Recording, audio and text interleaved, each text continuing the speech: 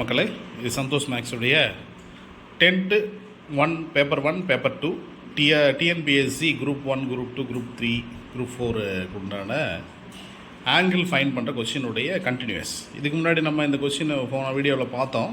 அதில் alpha value எப்படி find பண்ணுறது அப்படின்ட்டு. இதில் பார்த்தீங்க அப்படின்னா sum of angle of triangle 180 degree இல்லையா? Sum of angle of triangle அதில் பாருங்கள், ஏங்கிற ஆங்கிள் பிங்கிற ஆங்கிள் கொடுத்துட்டாங்க, சி தெரியாது.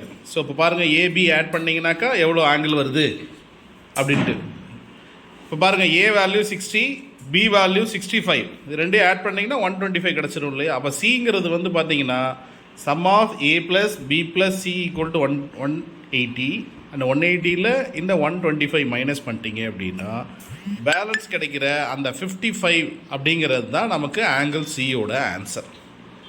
இப்போ பாருங்கள், இந்த ஆங்கிள் சி அப்படிங்கிறது வந்து பார்த்தீங்கன்னாக்கா அடுத்து இந்த ட்ரையாங்கிள் எடுத்து சின்ன ட்ரையாங்கிள் பாருங்கள், டிஇசி. இந்த சின்ன ட்ரையாங்கிளில் ஆல்ஃபா வேணும் இல்லையா? இதில் பாருங்கள், ஒரு சைடு இருக்குது இ, சி இப்போ தான் கண்டுபிடிச்சோம் 55. இப்போ சம் ஆஃப் இந்த 3 ட்ரையாங்கிள் பாருங்கள், E plus C plus D equal to 180 போட்டுக்கிட்டு இதில் பாருங்கள் 56 ப்ளஸ் 55 111. 111ல் 180 மைனஸ் பண்ணுங்கள். ஸோ 180 மைனஸ் 111 பேலன்ஸ் 69 கிடைக்கும். இந்த 69 மட்டும்தான் நம்ம ஆங்கிள் ஆஃப் ஆல்ஃபாவோட ஆங்கிள் வந்து 69 டிகிரி. ஸோ இந்த மாதிரி நம்ம ஆங்கிள்ஸை நம்ம ஃபைண்ட் பண்ணலாம். So angles of triangle, sum of angles of triangle இதெல்லாம் யூஸ் பண்ணி நம்ம இதை ஃபைண்ட் பண்ணிடலாம். இப்போ இதில் ஒரே ஒரு விஷயத்தை நீங்கள் நல்லா புரிஞ்சுக்கணும். ஆங்கிள் பி, ஆங்கிள் டி இது ரெண்டும் ஈக்குவலா அப்படின்னு பார்த்தா கண்டிப்பாக ஈக்குவலாக இருக்காது. ஏன் ஈக்குவலாக இருக்காது அப்படின்னா, இது சிமிலர் ட்ரையாங்கிளாக இருக்கும், ஆனால் ஆங்கிள் வந்து ஈக்குவலாக இருக்கணும்னு நெசசரி கிடையாது. சரிங்களா?